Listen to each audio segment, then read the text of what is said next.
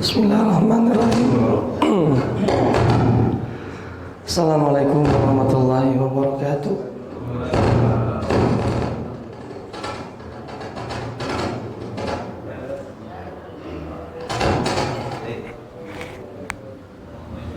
Masuk begini ya.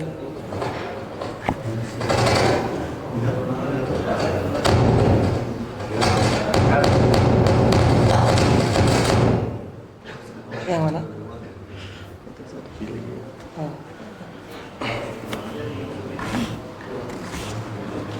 Memang rada sensitif itu. Serius?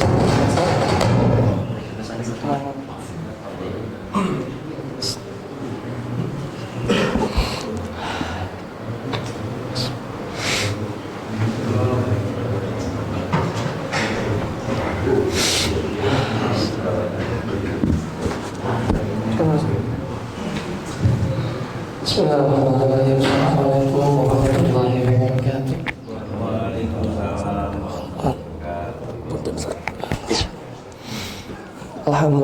Alhamdulillahirabbil alamin. Wassalatu wassalamu ala Rasulillah wa ala alihi wa sahbihi wa mawala. Asyhadu an la ilaha illallah wahdahu la syarika lah wa asyhadu anna Muhammadan abduhu wa rasuluh. Allahumma salli wa sallim wa barik ala Muhammadin wa ala alihi wa sahbihi ajma'in. Rabbi shrah li sadri wa yassir li amri wa hlul 'uqdatam min lisani yafqahu qawli. Allahumma la ilma lana illa ma 'allamtana innaka antal alimul hakim. Alhamdulillah, bapak-bapak, ibu-ibu jamaah salat subuh yang dimuliakan Allah. Allah masih memberikan kita nikmat iman. Allah masih memberikan kita nikmat umur. Allah masih mengkaruniakan kepada kita nikmat sehat. Kata Nabi SAW, inti dari segala kenikmatan dunia itu cuma 3. Selebihnya itu hanya perhiasan. Kata Nabi, man asbaha minkum, barang siapa yang di waktu subuh. Saat ini kita berada di waktu subuh. Man asbaha minkum aminan fi sirbih, barang siapa yang di waktu subuh Allah berikan rasa aman. Barang siapa yang di waktu subuh Allah berikan pikiran yang tenang. Kalau dilihat dari wajah bapak-bapak, ibu-ibu semuanya, sepertinya wajah-wajah yang sedang tidak menyimpan banyak masalah sepertinya. Karena pakai masker, gak kelihatan jadinya. Mudah-mudahan insya Allah dengan kita sholat subuh berjamaah, Allah berikan rasa aman kepada kita, Allah berikan ketenangan kepada kita. Kemudian yang kedua, inti kenikmatan itu kata Nabi SAW, mu'afan fi jasadih, badan yang sehat. Insya Allah semuanya sehat ya, insya Allah. Karena kalau sakit mungkin gak akan ke masjid ya. Alhamdulillah, mudah-mudahan semuanya kita dalam keadaan sehat walafiat. Keluarga kita juga semuanya mudah-mudahan dalam keadaan sehat. Kemudian qutu yaumi, kata Nabi, inti kenikmatan dunia yang ketiga itu ada sesuatu yang bisa kita makan hari ini. Pagi hari ini ada yang bisa dimakan, Pak? Banyak, Masya Allah. Saya yakin kalau bapak-bapak jamaah Masjid Mutiara ini bukan hanya untuk hari ini saja, mungkin untuk tahun depan juga masih ada insya Allah. Bahkan beberapa tahun ke depan rasa-rasanya insya Allah masih ada, Pak ya. Jadi inilah kalau ketiga ini terkumpul pada diri seseorang, pikiran yang tenang, rasa aman, badan yang sehat, kemudian masih ada yang bisa kita makan, maka sudah tidak sepantasnya kita risau, kita gelisah. Ya, karena semua nikmat sudah Allah berikan. Pikiran yang tenang, ya. Biasanya Saat kapan pikiran kita tenang? Saat ketika banyak materi atau sedang materi kurang?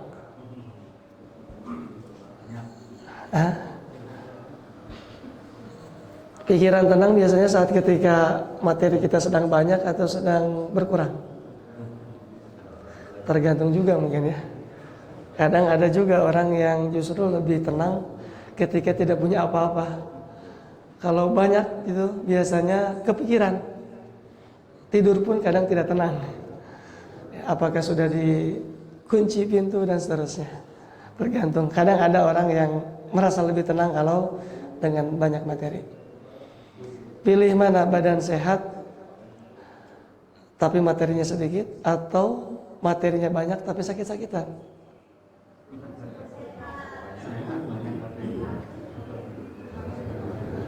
Pilih materinya banyak tapi sakit-sakitan, atau sedikit tapi sehat? Ibu-ibu Masya Allah jawabannya. Pilih jawaban sendiri ibu. Mudah-mudahan ya insya Allah ibu-ibu materinya banyak, badannya juga sehat. Makanya dalam Al-Quran bahkan dipakai oleh Allah Subhanahu Wa Taala menjadi salah satu nama surat. Ya, surat Al-Kautsar. Kalau kita melihat tafsirnya, salah satu di antara makna Al-Kautsar itu kan nikmat yang sangat-sangat banyak saja. Kan kalau dalam bahasa Arab itu jumlah bilangan itu kalau hanya sekedar banyak itu kan kathra ya. Kalau jumlahnya lebih banyak lagi kathir. Jazakallah khairan kathir. Kalau mohon maaf nih suaranya. Kalau kalau nikmatnya mohon maaf ya. Kalau nikmatnya lebih banyak lagi itu aktar saja. Tapi ada yang bilangannya sangat banyak. Nah, itu namanya Kautsar. Jadi dipakai oleh Allah Subhanahu Wa Taala sebagai salah satu nama dalam surat di dalam Al-Quran, dan itu termasuk surat yang favorit dibaca oleh Bapak Ibu ya. Kenapa favorit dibaca? Karena singkat, padat, jelas ya. Singkat ya, Al-Kautsar, pendek.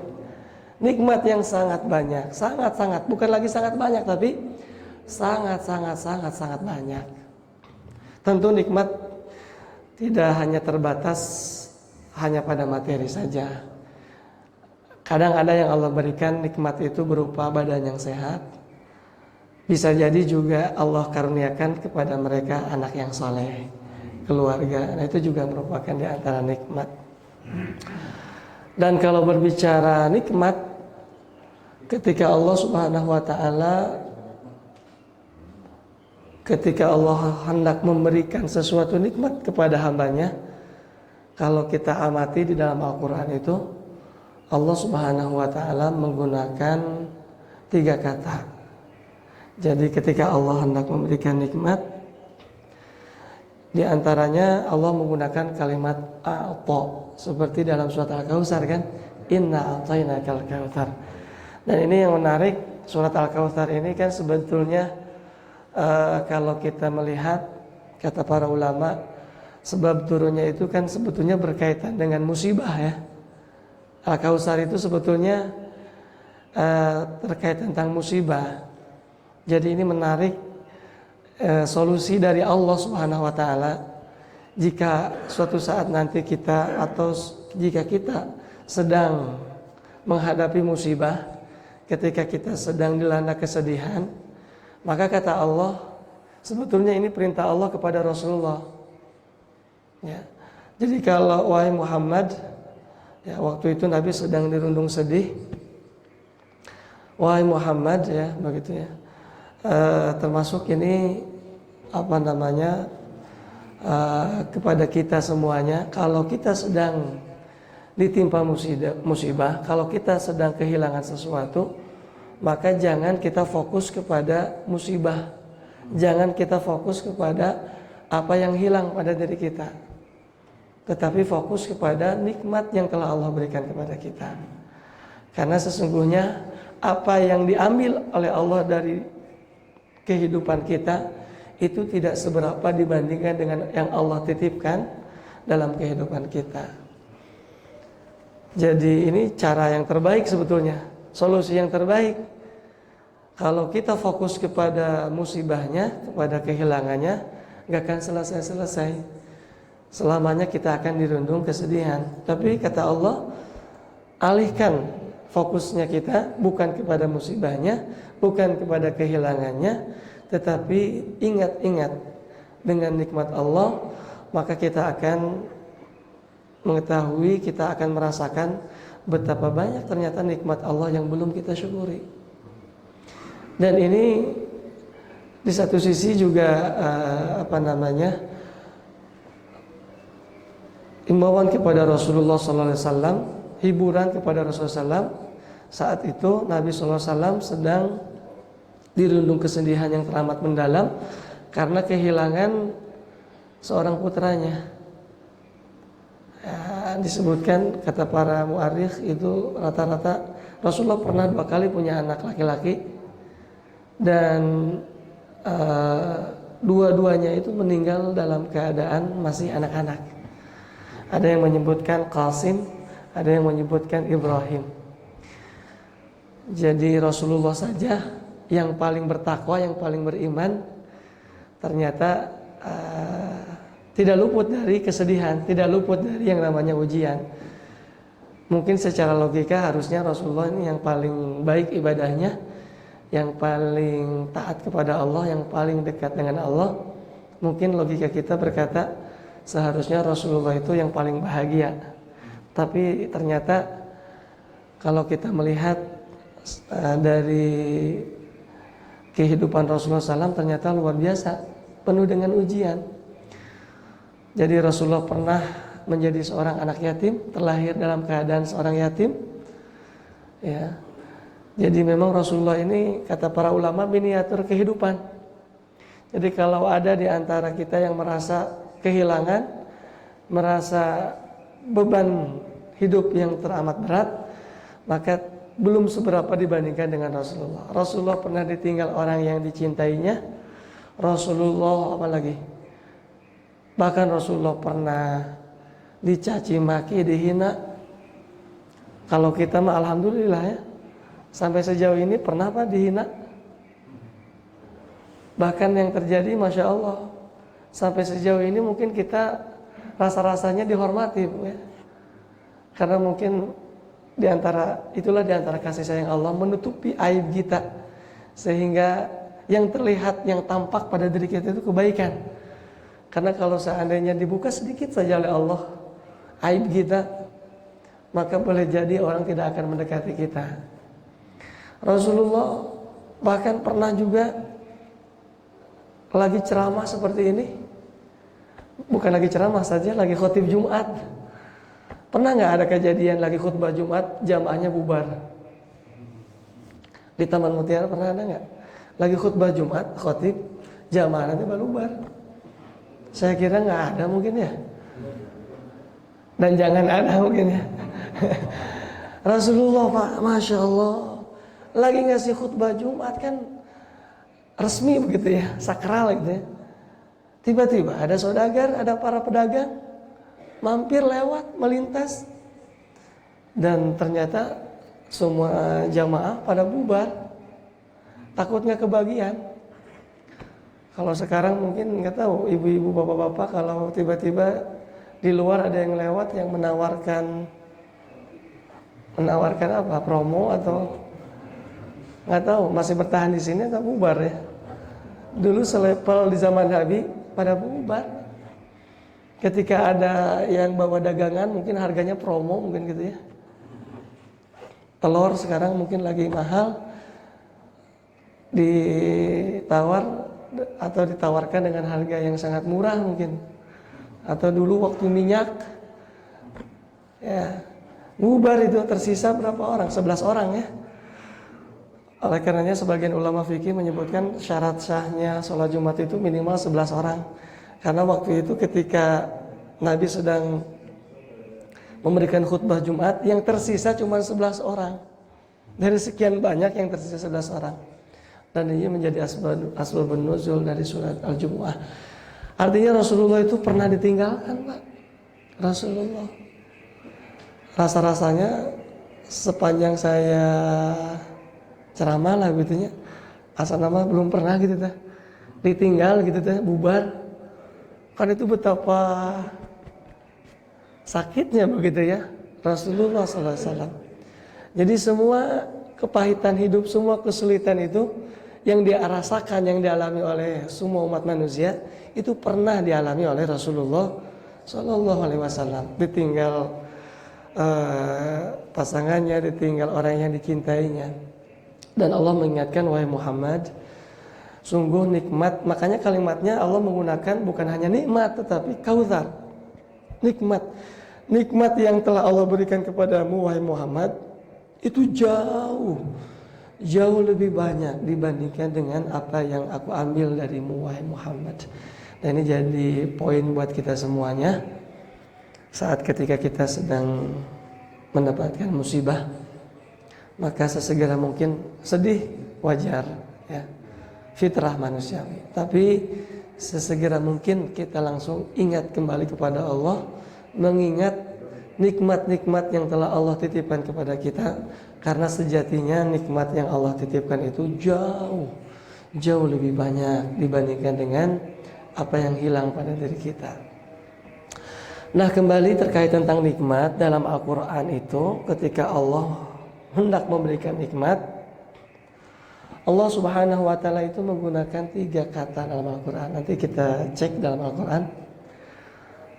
Kata para ulama, kata Syekh Mutawalli Asy'arawi, ketika Allah berbicara tentang nikmat, maka selalu Allah menggunakan 3 kata. Yang pertama, kadang Allah Subhanahu wa Ta'ala menggunakan kata ata. Jadi nanti akan banyak sekali kita menemukan dalam Al-Quran, ketika baca Al-Quran itu kita mendapati kalimat-kalimat ata dalam Al-Quran.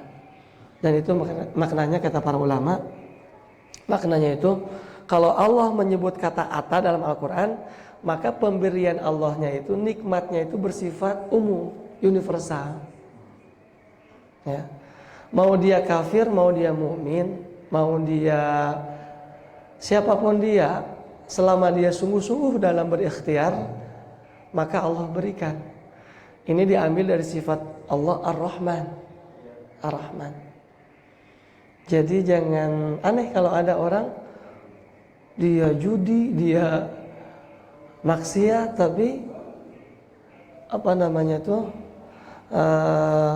berlimpah begitu ya. Cuman yang tidak akan didapatkannya itu keberkahannya. Berlimpahnya dapat, kebahagiaan, keberkahannya tidak didapatkannya. Ata. Makanya adanya Telegram atau YouTuber tadi. Namanya teh Atanya. YouTuber ya? Apa? Katanya YouTuber nomor 1 kalau nggak salah. Jadi nama teh doa banyak. Jadi luar biasa nih orang tuanya ngasih nama. Oh, itu mah Atanya. Pakai tasdidnya. Pakai tasdid. Tapi ala kulli hal memang nama itu sesuatu yang sangat menjadi perhatian Rasulullah begitu. Dulu ada, makanya yang pertama kali diganti nama, yang pertama kali dirubah oleh Nabi di Mekah pada saat itu setelah masuk Islam, yang pertama kali diganti dirubah itu kan nama saja, nama. Ada yang namanya itu Huzni itu kan sedih ya. Diganti namanya jadi Sahal. Begitu masuk Islam, diganti itu namanya jadi Sahal, Suhail. Kata Sahal, banyak sahabat Nabi namanya Sahal. Sejak namaku diganti menjadi Sahal, maka kehidupanku tidak lagi dirundung dengan kesedihan. Jadi bapak-bapak bade gentos nami, ibu-ibu ngan meren hese kudu ganti akbar katanya. Minimal panggilan lah, panggilan. Kalau termasuk Rasulullah ketika putrinya lahir, Fatimah Az-Zahra melahirkan, ketika pertama kali ditanya kepada Ali, wahai Ali, cucuku mau dikasih nama apa? Siapa? Kata Ali, Harb. Orang Arab mah kan lebih suka dengan yang apa namanya ya, strength lah gitu ya. Harb, perang gitu ya. Kata Nabi jangan, ganti namanya, diganti dengan nama Hasan. Jadilah namanya Hasan. Tahun berikutnya lahir lagi Ali, keke namanya Harb deh, kata Nabi ganti namanya jadi Husain. Jadi nama menjadi perhatian Rasulullah Shallallahu Alaihi Wasallam. Kemudian dalam Al-Quran juga kadang Allah Subhanahu Wa Taala menggunakan kata wahaba, diambil dari sifat Al-Wahhab. Ya, jadi ketika Allah ngasih sesuatu nikmat, dan kalau kita perhatikan dalam Al-Quran itu banyak sekali doa-doa yang ada kata-kata habanya itu ya. Contoh kalau wahaba itu nikmat, kata para ulama itu sesuatu yang sesungguhnya sebetulnya tidak akan menjadi milik dia, tetapi karena kesungguhannya dalam berdoa, dalam meminta kepada Allah, sehingga Allah kasih. Jadi sebetulnya sesuatu itu, nikmat itu bukan jadi milik kita gitu ya, tapi karena kita sungguh-sungguh. Contohnya, makanya dalam Al-Quran banyak sekali doa-doa dalam Al-Quran itu ada kata-kata wahabanya. Contoh misalnya, Rabbi habli minas salihin. Ini doanya Nabi Ibrahim. Nabi Ibrahim baru dikarunia anak ketika usia berapa? Ada yang menyebutkan 90 tahun. Kira-kira Pak, berarti lamun aya nama aki-aki merenya. Kira-kira lamun aki-aki masih mungkin punya anak Pak? Aki-aki masih mungkin punya anak secara medis. Mohon bantuannya, yang di sini saya sepertinya banyak yang berprofesi dokter medis gitu ya. Mungkin nggak Pak 90 tahun aki-aki masih punya anak? Mungkin ya kalau aki-aki ya. Tapi kalau nini, soalnya kan Siti Sarah juga dalam keadaan sudah tua juga. Lamun nini Pak, nini masih mungkin bisa hamil Pak, secara medis begitu. Bahkan ada yang menyebutkan menopause. Rasa-rasanya secara medis sulit lah begitu ya. Ini kan sesuatu yang sulit. Nabi Ibrahim punya anak, usianya sudah tua. Tapi Nabi Ibrahim tiada henti-hentinya beliau berdoa kepada Allah. Doanya Rabbi habli minas salihin. Habli kalimatnya ya, habli. Rabbi habli minas salihin. Tiada henti-hentinya Nabi Ibrahim berdoa. Ada yang menyebutkan 30 tahun Pak Nabi Ibrahim berdoa. Pernah Bapak Ibu berdoa sampai 30 tahun? Maksudnya dengan doa yang sama 30 tahun pernah Pak?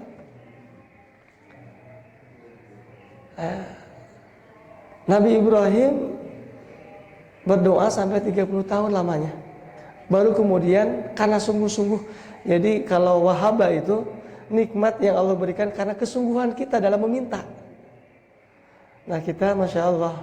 Dan Allah tidak akan pernah lupa dengan setiap permintaan kita.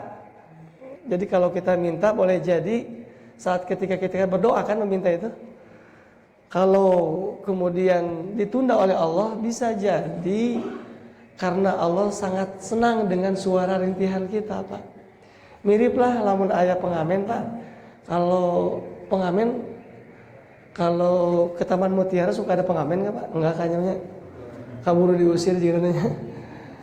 Kalau ada pengamen di jalan Pak, kalau suaranya fals, ini mohon maaf suara lagi fals ya. Suara lagi fals, ya.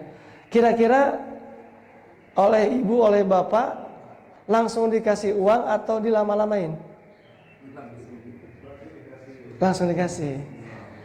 Ngusir secara tidak halus kan? Terus dikasihnya berapa? 1.000, 2.000, 2.000. balager Jamaah Taman Mutiara. Kadang ayo 500 Pak. 500. Sekarang kalau yang datang pengamennya itu suaranya bagus, merdu luar biasa. Sudah gitu good looking lagi. Ganteng luar biasa. Kira-kira bakal cepat dikasih nggak sama ibu? Saya nanya ke ibu ya.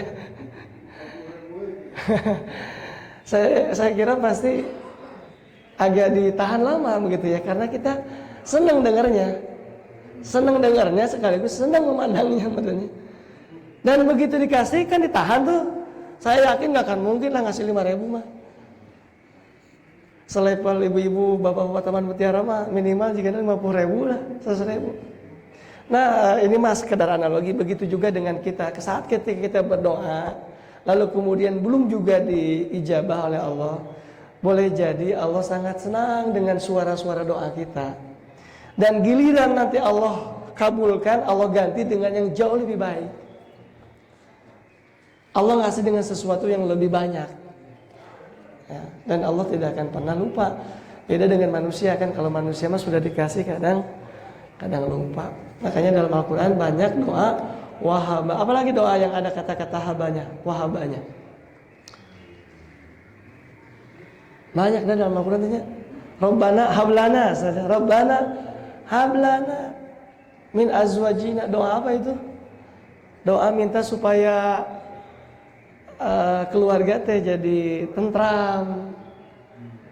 Kira-kira di zaman saat ini Pak, mendapatkan keluarga yang tenang, tentram, harmonis sesuatu yang susah apa mudah Pak? Kan itu tuh minta supaya kalau memandang pasangan itu menyejukkan pandangan kan? Kalau Bapak memandang istri Bapak terasa sejuk nggak Pak? Sejuk.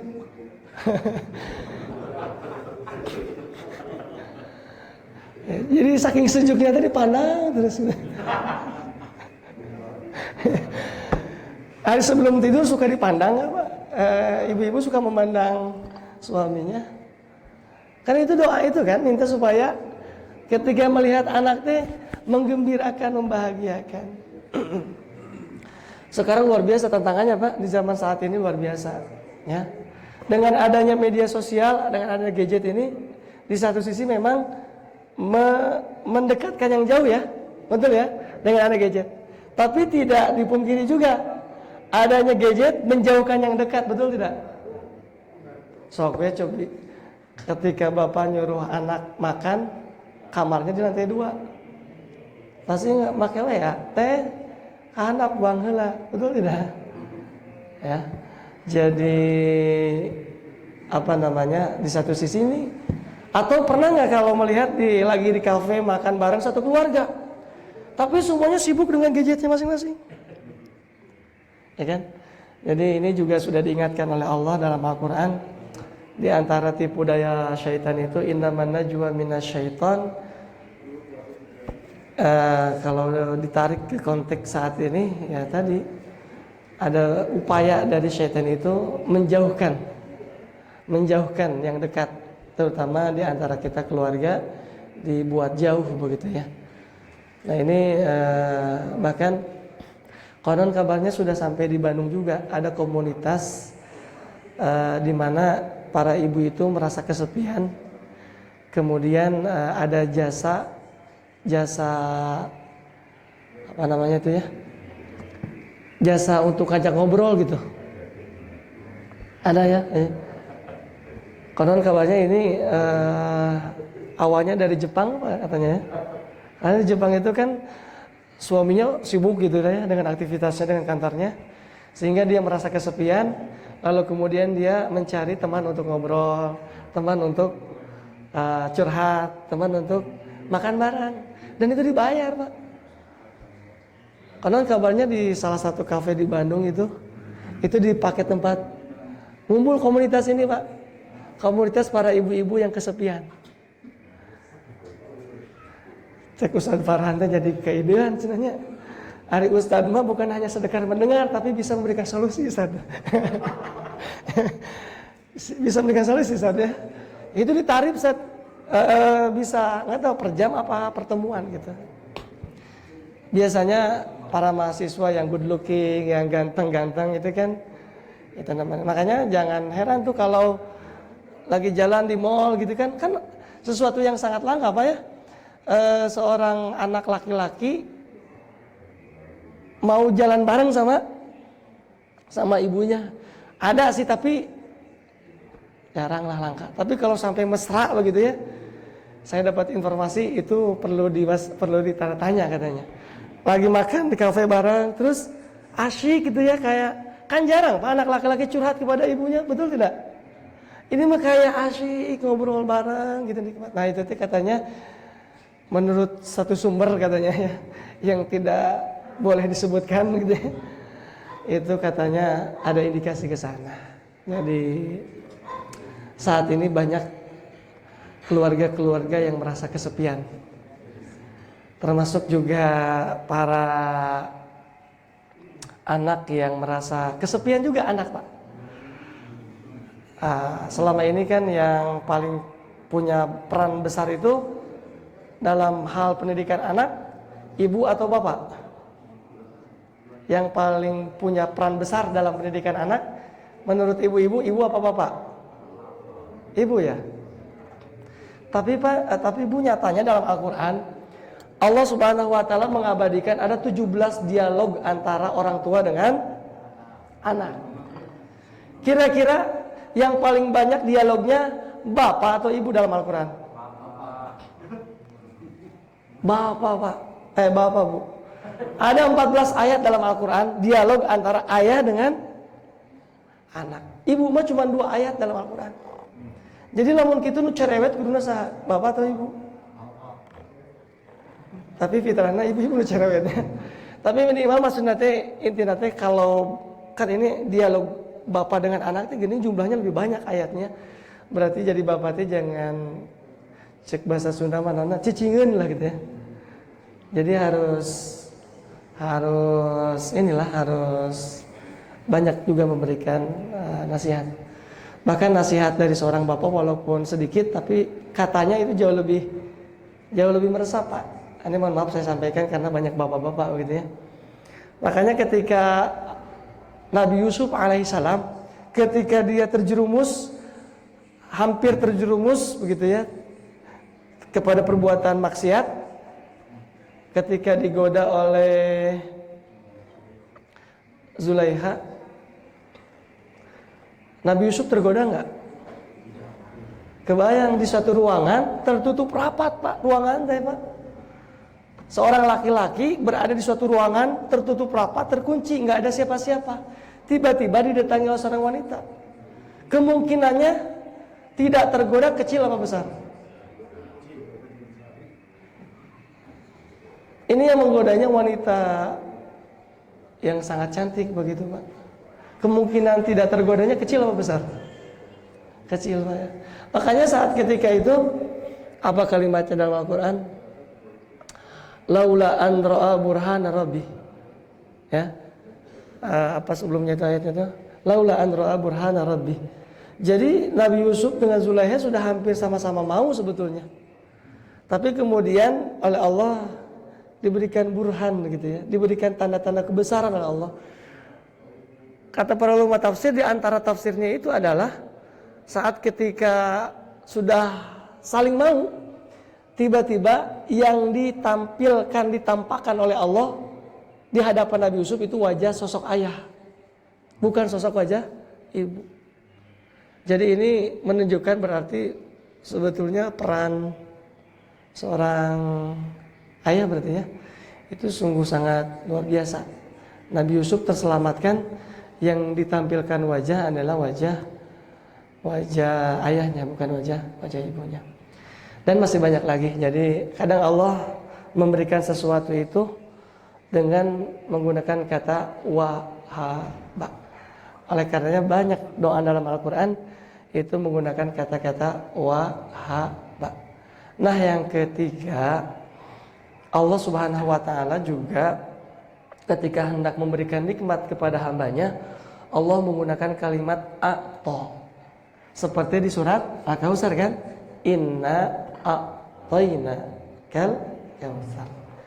Nah, kalau a'ta itu pemberian Allah didasarkan karena ketaatan seorang hamba kepada Allah.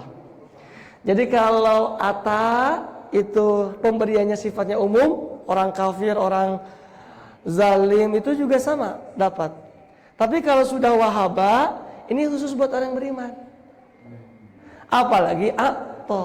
Kalau a'ta ini pemberian Allah terkhusus buat orang-orang yang taat kepada Allah.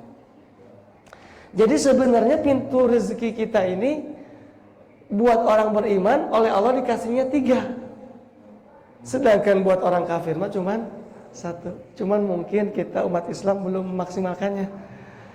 Kalau seandainya sudah bisa maksimal, ikhtiarnya maksimal, doanya maksimal, kemudian ketaatannya jadilah seperti Utsman bin Affan yang sekali sedekah bisa sampai 20 miliar. Sekali sedekahnya itu sumur raumah. Saat ketika Madinah paceklik, tidak ada air, satu-satunya cuma sumur yang punya orang Madinah, orang Yahudi. Kata Nabi, siapa yang bisa menyelesaikan urusan air ini?